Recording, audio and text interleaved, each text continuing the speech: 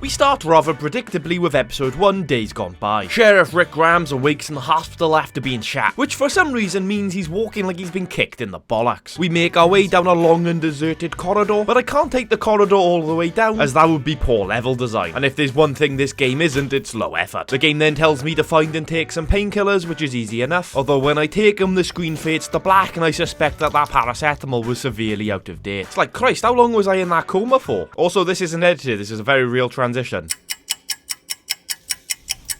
Ah, there we go, we finally paid the electricity bill. I don't know why we needed a black screen for taking painkillers, but alright. I take it all back, that transition means we can now jog with the vigour of a younger man. We then get a look at the iconic "Don't Dead, Open Inside." Oh my god. What the fuck was that face? Oh, what the fuck is that? Oh, it looks like his face has been squished. I then go to escape the hospital via a crouch mechanic. Oh, yeah, nice one, mate. I wouldn't have guessed that. And we come across our first walker, which I'm guessing I still should have been crouched for. But when in doubt, button bash until you escape. How do I fight there? Or do I have to run? I'd say you were supposed to be silent and avoid the fight. Bell end. Run. Yeah, they won't be able to crouch. They won't be able to get into there. Ah, yes, thankfully walkers don't know how to use their knees. How do I get out of here? Oh, fire escape. Let's go down the fire escape. Can I get out this way? Nope, okay, yep, not a great fire escape. I then gotta master the parkour mechanics to survive 2 more walkers that have lost the use of their knees. Even though he's still suffering from a gunshot wound, the boy's still agile as fuck. I guess that out-of-date paracetamol is doing wonders. Can they climb over that? No, they can't. Okay, well, these are very stupid zombies. We then step outside and see the mess the world has been left in. The dead are walking, there's blood everywhere. And no fucker can park an ambulance to save their bloody life. The game wants me to sneak through the car park. Well, technically it says parking lot, but if I use too many foreign phrases, Rishi Sunak is gonna send me on a plane to Rwanda. The game tries telling me to distract zombies by lobbing bottles, but I don't think I need to as they have the peripheral vision of a blind man. And when I inevitably get spotted, I can just merrily jog to the exit with no repercussions. Episode 2? Wait, what? Fuck off, was that an episode? Alright, well, this should be interesting. We then get a look at our first cutscene, but I think I'm having performance issues as I'm having 1 frame every 7.6 seconds. Hi. A zombie then lurches towards me, I'm assuming, and Morgan comes to save the day. Can they not even afford cutscenes? What the fuck is this? We then spawn back into gameplay with one simple quest. Search the police vehicle. And please bear in mind that Morgan is stood right next to me. And some silly sort of a copper has left a sheriff's outfit out in the elements. And if I'm being honest, the outfit looks pretty sick, providing you ignore Rick's face. Honestly, he looks like a rejected character from the Grand Theft Auto Definitive Edition. I'm watching from the roof. What do you mean you're watching from the roof? You were behind me a second ago, bro. If you've got the ability to teleport, share it with a guy. Do you know what I mean? I'm gonna go to Morgan's house. He didn't tell me where Morgan's house was, but yeah, no worries, Morgan. I then find our first weapon, but it seems its last owner wasn't a fan of flood defenses. I collect the knife and stab our first zombie. Well, slightly shaved his cheek, should we say. Although taking down walkers in this way really drains your stamina. I also find a baseball bat and attempt to batter our first zombie. But that doesn't exactly go to plan. I get there eventually, and it seems wild to me that swinging a baseball bat around like this uses so much less stamina than a simple stab to the chin. I've then got to clear the area of walkers so I can get to the police car. I guess the cop car we seen earlier was out of petrol or something. And I'm sure you'll agree I handled the situation expertly. Morgan's then like, yeah, good going, but you can certainly handle yourself. Thanks, Morgan. Yeah, I mean, you said you were on the roof, by the way, and you couldn't cover me? What a prick. I then get to the cop car, and for like the 7th time already, we fade to black. We then get another 4 frames of cutscene. I swear to God, if someone comments something like, it's to pay homage to the comic book origins, I'm gonna slap you in your empty fucking head. I can't believe they announced Game of the Year before this was released. Yes, agreed, it's obviously corruption at the very top. Rick and Morgan part their ways, vowing to keep in touch via radio. Morgan tells Rick he heard rumors of a military camp in Atlanta, providing shelter to survivors. Rick sets off toward Atlanta, however, upon reaching the city, he finds it overrun by the dead. All that's left to do is continue searching for his family and keep hope alive. Episode 3, Guts. Although, spoiler alert, there's literally no reason for this episode to be called Guts. So I make my way through the streets of Atlanta and definitely don't tease the undead as I do so. Waggers. So I lob a bottle to distract a few, thinking I can definitely sneak over the bonnet of this car. But no, I can't. So I get into a massive fight that I'm definitely not equipped for, but Rick becomes panicked and can no longer attack. Which, I'll be honest, I think is a really cool concept, but it's been executed abysmally. I just really don't think these levels are big enough to pull off a mechanic like like this. Anyway, it takes me a while, but I eventually figure out I've got to batter some crates before I can sneak through the bus. And thankfully the walkers behind me have lost interest. So again, I do my best to go back to sneaking, but inevitably I get spotted. Why are you not swinging, Rick, when I press the button? And I swear to God, if I see the word skill issue in that comment section, I will not be held responsible for my actions. I know, don't tell me about stamina, right? Because stamina, how hard is it to lift a frickin' knife up your bell end? Oh, look, knifing a zombie takes all your stamina. That hurts a lot, does it? Shut up, Rick. Don't be a prick. Honestly, it doesn't suit you. I then struggle to figure out exactly where to go, especially as we have a road closed sign. Fair play to the council worker who stuck that up before the apocalypse got too bad.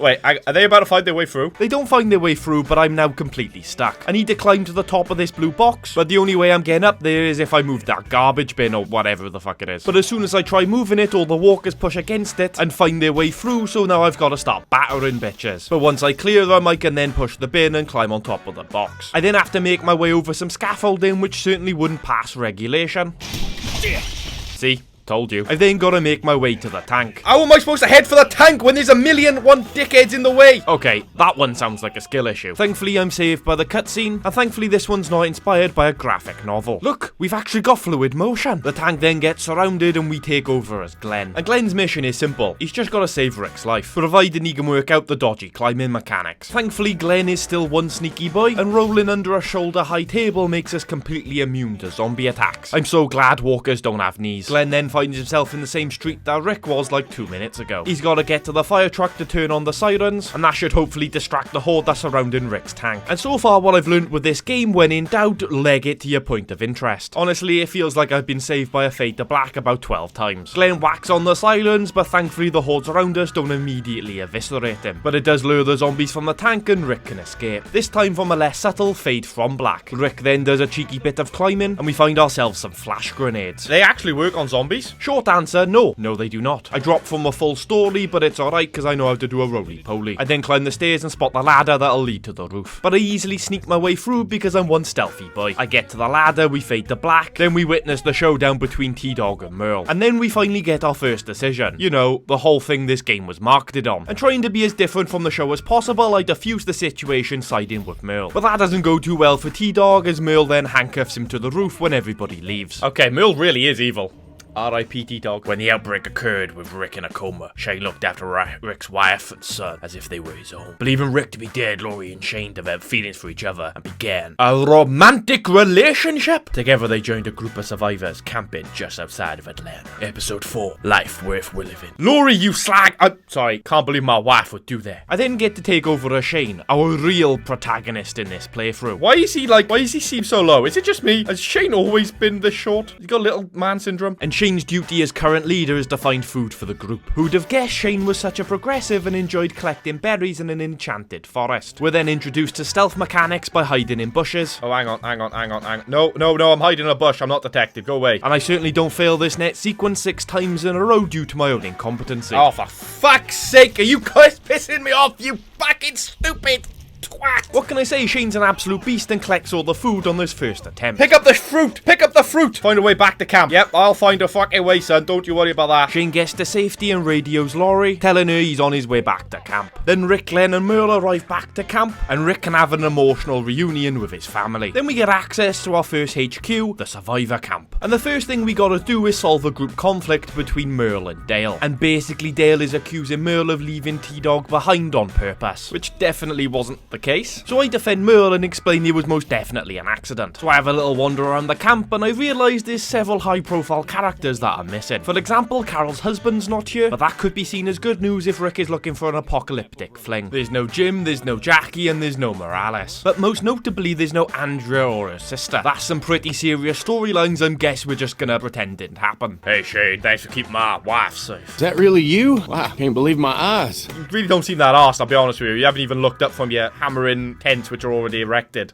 Sorry, I'm laughing at the word erected. I collect my next mission from this table by the caravan. I send Daryl out on an expedition to clear out some walkers. Then a few nights later, Rick sneaks away for a cheeky midnight tug, but there's a horde of walkers heading straight towards camp. And now I gotta hurry back to camp to save my family. No, there's no need to hurry. We'll just take our time. But I finally unlock my gun, so you know what I've gotta do. I just start blasting. But Daryl interrupts my fun with an urgent radio call. What can I say? The bloke obviously needs his handheld. So I tell him to man up and fight his way out. I then get surprised by some bush-dwelling bitch. But that's alright, I got some proper hard shoes on. Time to go stampy. Fuck, zombies are coming out of the ground. Bloody Diglett, like. I find some ammo on this pickup and find out that Daryl failed his mission. God damn it, I probably should have sent Merle. I'm here to save my family. But Laurie's been an absolute waste of space like usual. And my new quest is simple. Escort Laurie to the RV. But this is the first time I've got to use a gun. Literally all I want to do is shoot zombies in the face. But as usual, the missus always has something to say when you're having fun. Help! No, Laurie, I'm not helping you right now. I'm killing zombies. This is literally the whole reason I'm playing this game. I contemplate letting her go down as walker grub, but then who's gonna look after my kid while I'm out slaying zombies? And with her saved, I've now got to escort her to the RV. Why she couldn't just walk across the camp unattended, I have no idea. Then with Laurie safe, the next person I've got to save is my son. I'm over here! Double exclamation mark as well. That's how you know he's serious. That's my son. My own flesh and blood. Why are you down there, you silly moron? There's literally no one about. I've killed all the zombies. But as I'm escorting him to the RV, Carl gets grappled. You got this. It's a learning moment. You know what I mean? I'm a good father, really. It's a father and son thing, alright? I don't think he can get eaten. Oh! Okay, he can get eaten. My mistake. Unfortunately, I start all the way back here because checkpoints would equal a lower game time. But you know what? With hindsight, I now think that Daryl should stay put. And you'll never guess what? That pays off. Oh, expedition success. Look at that. I did it successfully. Who'd have guessed that? I once again save Laurie and take her to the RV. And this time, don't let my son get eaten by a bunch of bloodthirsty knobheads. Then, with everybody safe on the RV, excluding Rick, it gets surrounded and assaulted by the undead. Then Rick needs to defend the RV for 1 minute 15. Well, that is incredibly precise. Let's get to it. Do you know how to unflood an engine, Laurie? Because I don't. Oh, you sexist bastard, how dare you. Well, she can't unflood an engine because she's a woman. You make me fucking sick, pal. The walkers keep coming, but Rick keeps fighting them off. Better get in! Keep them away, Dad! Well, how about you get out here and help me? You're old enough now. How old are you? 11? That's enough to be fighting zombies. I then find a homemade grenade on the table and immediately lob it at the RV where my wife and son are in. Fingers crossed I can still claim the life insurance after the fall of society. I successfully keep them alive and they just flat out abandon me. Did they just abandon me? Yeah, my wife and son just abandoned me. And I've now got to fight through the hordes to get to the pickup truck. But the one thing I've learned about this game is just run to your point of interest. And believe it or not, that is actually the end of Season 1. They don't go back to Atlanta and they don't meet Dr. Jenna. Instead, we jump straight to Season 2. However, we're gonna leave the video here. I have streamed the entirety of Season 2, which you can check out in the live stream playlist if you're interested. And I'll tell you what, if we get 200 likes by the time I wake up tomorrow, I'll spend my entire Saturday editing that video to get it up for you. And I'd imagine that's something you might be interested in seeing, especially if you enjoy a bit of rage. Fuck off! What the fucking stupid shit is this game? So 200 likes and I'll get the video done for tomorrow. Thank you for watching and good night.